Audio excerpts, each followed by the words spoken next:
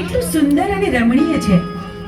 ચાલો આપણે કૈલાસ પર્વત પર ભ્રમણ કરવા જઈએ. ચાલો દેવી.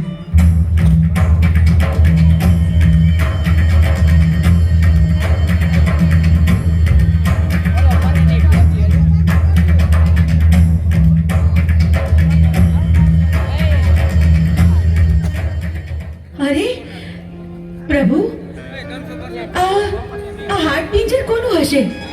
અરે દેવી, એ છોડી દેવી વાત, એ જાણવાની કોઈ જરૂર નથી. પણ પ્રભુ, મારી વિનંતી છે કે તમે આ હાડ પિંજરને સજીવન કરો.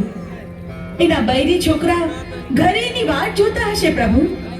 અરે દેવી, આવા હાટ પિંજર તો અનેક આવે. આવા સજીવન કરવા રહેશું તો કોઈ પાર નહીં આવે દેવી. પ્રભુ, તમારે મારી વિનંતી માન્ય રાખવી જ પડશે ને આને સજીવન કરવો જ પડશે. જો તમે આને સજીવન નહીં કરો તો પીળી પાંખની ભમરી બનીને જટામાં ઘૂસી જઈશ. આ મારી હઠ છે પ્રભુ. દેવી હઠ લીધી છે. સ્ત્રી હઠ, બાળક હઠ.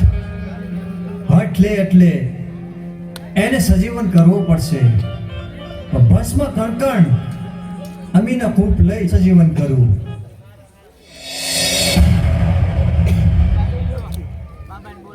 અરે પ્રભુ, મને સજીવન કરવાનું કારણ શું? અરે સજીવન કરવાનું કારણ એટલું કે દેવીએ હઠ લીધી છે. તારે હવે પોઠિયો ચારવા જવાનું.